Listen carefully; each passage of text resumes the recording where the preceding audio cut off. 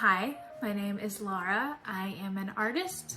I'm a failed artist, failed illustrator, failed comic artist, comic writer, cook, person. I have failed at so many things and I'm only 23. So I wanted to make a video about my fear of failure because I am terrified of failing. So 3 years later and I'm still a failure at 26. I recently published a video. I edited an old clip of me talking about why I was a failure at 23 years old, and I edited it together and published it as a video because as I was watching it, I actually felt like I was giving really good advice that I have not taken. I'm not taking this advice. But I was like, wow, that's like, I should do that. And then I realized I still feel like a failure 3 years later, so maybe I should do an update video on how much of a failure I am, because I'm an even bigger failure now because I'm 3 years older. 23, 26. So I want to talk about it, but I also want to talk about how I don't really relate to that label anymore. Like, I think definitionally, I definitely am by like society standards, but I don't feel that way. Like, I feel really happy with what I'm doing. And I want to talk about me now versus me then. And I'm going to talk about 3 ways that I dealt with this feeling of failure and how I've kind of moved past it, and I feel a lot happier now.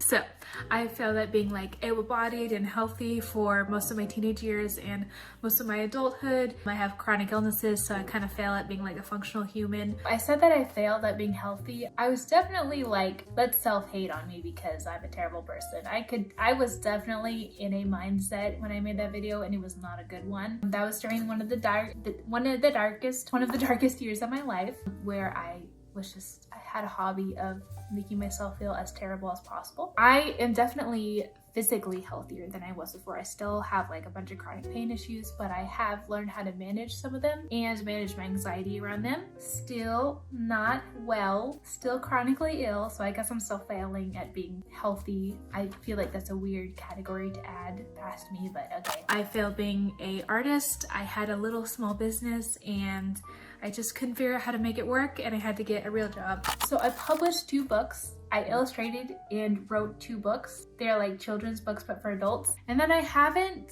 made another one for 2 years.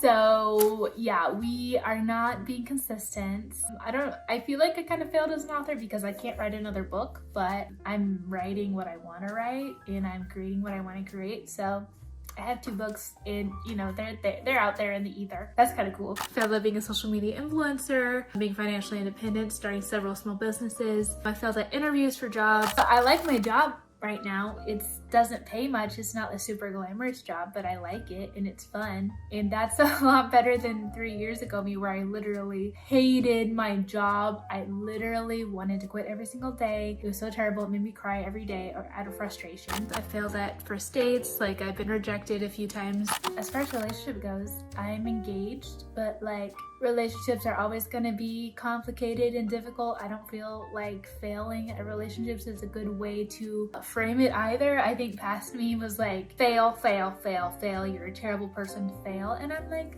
we could chill a little bit and that might be good. Now that I'm looking at this list, I realize, first of all, I'm kind of young, so I have so much more opportunity to experience failure. Like, looking at this list is probably like a lot of you guys are looking at like, wow, that's like nothing. Like, you have not even been rejected really in your whole life. And I have been rejected, but I can see so many more people being like, you don't even want to look at my list of failures. Like, there's no competing, and I totally understand that. But the thing is, you don't have to fail at like something huge in your life to become afraid of failure. At 26, I do feel like by society standards, I'm probably still a bit of a failure, but I like don't care as much. You know, you can call me what you want. I'm happy right now in this moment. Might not be happy an hour later, but I feel okay with where I am. So the first thing is radically accepting your failure. being able to look at it in the face and decide what you can and what you want to change. The first point that I had in my last video was to accept your failure. And I think that's important. I think that accepting the reality of what the situation is always better than trying to fight it. Like, the more you fight reality, the more reality is gonna win most of the time. If you are in the moping, agonizing, just like phase where you are just very ashamed and sad and despondent by your failure, you are stuck, my friend. You are stuck and you're not gonna get out until that changes. Or you use your failure and like your shame to like drive you to succeed. That's not how I am at all. So if you're in the stuck, just self-loathing phase, you're gonna have to like get out of that before you can move on from this feeling of failure. Do I know how to do that? I don't know you, so I can't tell you how to do it. It is such a personal journey that I literally cannot tell you how to do it unless I knew like the exact circumstances of your life, and then I still couldn't because you're you and I'm me. If anything, time has helped me have distance from my failures and also given me perspective. That is a terrible answer, but it's so true. I'm sorry, it's true. And I sound like an old person saying that, but like, it's true. Time heals a lot of things, not everything. You have to do active work, but time allows space, and space is important to process things. As far as me getting past the stuck phase, time one, removing the goal of succeeding, because it was just like choking me.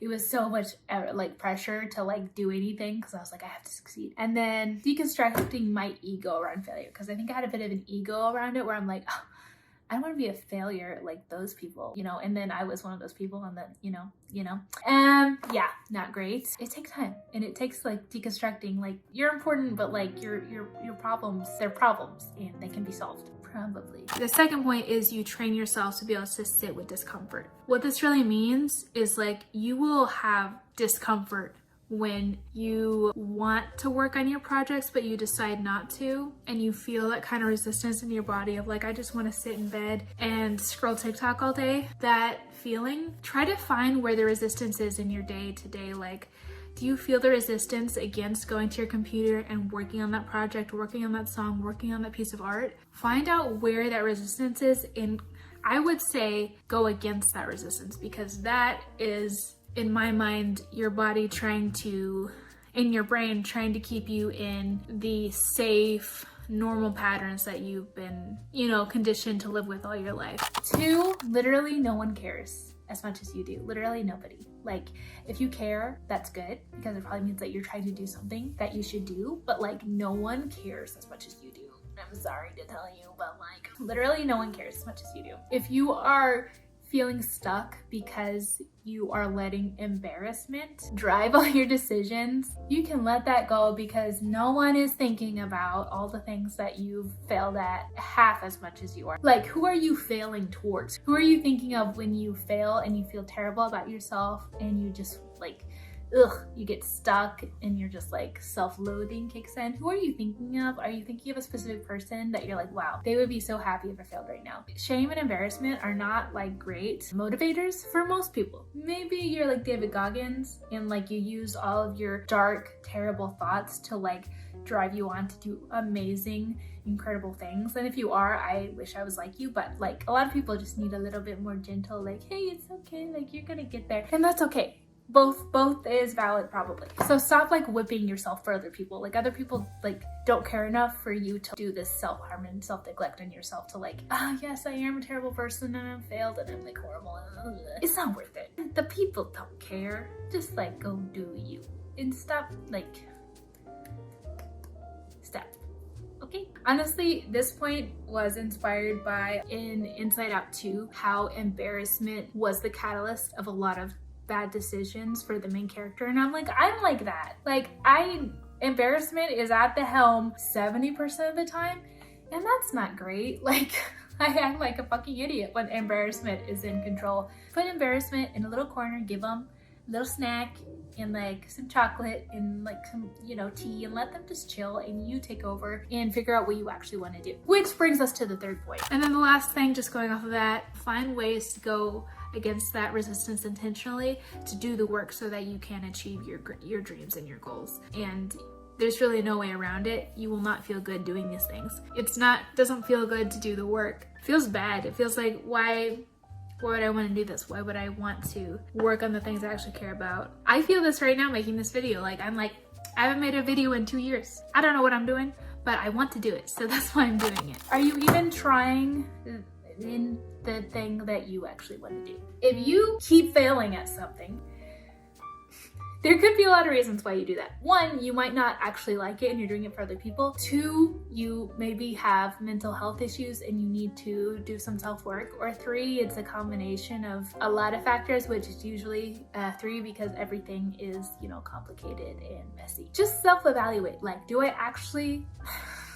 Are the things that I'm feeling bad about failing at things that I actually want to do, or am I just feeling bad about them because other people want me to feel bad about them? I know what I want to do with my life, and I know that I've failed multiple times at doing it, but it's not because I don't want to do it. It's because I haven't until I don't know.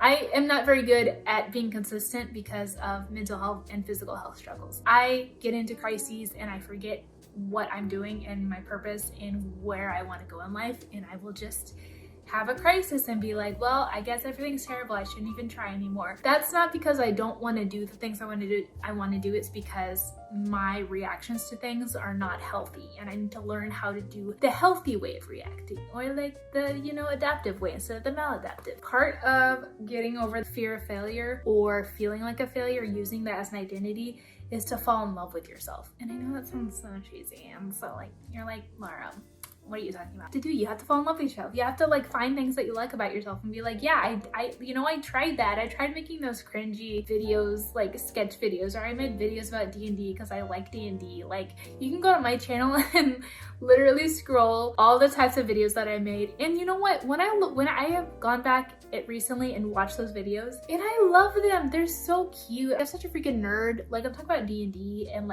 Critical Role, and I'm making art videos, and I'm like, this is how to make friends when I just made 2 friends for the first time in my entire life. That's cute. And I'm proud of myself, and I'm not gonna bully my past self because they were trying. They were probably trying more than I was for a year. Look back at yourself and be like, I've tried so many things, and isn't that beautiful? And I get to look back and be like, yeah, that's cute. I like doing that. I like doing that. It's cute, and you should think that you're cute and love yourself.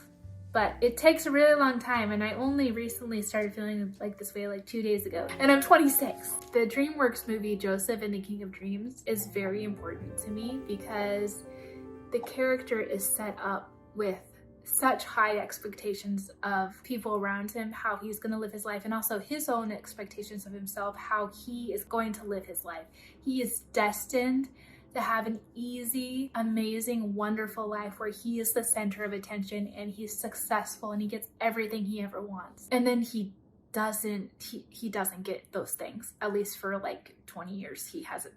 He gets kidnapped, he gets sold into slavery, he gets betrayed, and this version of himself that he was promised by his parents and by what he thought was God, it didn't happen the way that he thought it would. And I honestly can really relate to that character because as a kid, I always thought oh, by the time I'm 16, I'm gonna be a best-selling author and I'm gonna be wildly successful, because my family was very supportive of all my creative endeavors, and that's a good thing, not a bad thing, but also religiously, and then I was gonna die and live eternally in heaven and everything was gonna be perfect. And I was gonna have an amazing, wonderful, easy life. And I eventually grew out of the Christian faith specifically. And as I did that, I also lost a lot of my identity. And I didn't know what I wanted to do anymore. And I felt like I had lost the dream that I was promised, or I thought was promised to me. And it was very devastating. And I didn't know where I was going with my life after that. And I realized that while my child self, maybe the way they thought things were going to happen didn't happen exactly that way, but who I am and what I want to do is still the same. It's just going to look different, and it's not going to be perfect, and it's not going to be wonderful all the time, but it's still going to be me. And those things that I loved, that I loved writing and art and watching movies and creating and talking to people, those are all things that will always be with me. And those are things that I will always cherish about myself. I think that dreams don't have to die, but if they're going to survive through your life as you grow, they have to adapt and change with you as you adapt and change, because life is all about change and you're gonna change all the way until you die. And if your dream doesn't change, then it's not gonna come with you. So that movie is very important to me, and maybe it will make sense to someone else. It's also a really good movie. I love it. That's pretty much my thoughts on being a failure at 26. I feel happy with where I am right now. I'm not financially or creatively or like any-wise super successful, but I feel happy. Like, feeling fulfilled and happy is something I rarely feel. So I'm gonna cherish it while it lasts. And I think in 3 years I'll make another video of like how I failed. I'll probably have failed at like a billion other things by then. So I'm excited to make that video. And failing is sacred. It's holy. And you can't change my mind about that. If you liked this video, you can watch my video about how I'm a failure at 23, or you can watch my video about why you feel disappointed all the time. I like that video. So thank you so much for watching. Please tell me down below what you do to kind of help combat your fear of failure, any questions you might have. And yeah, thank you guys so much for watching. I will see you next week. Bye.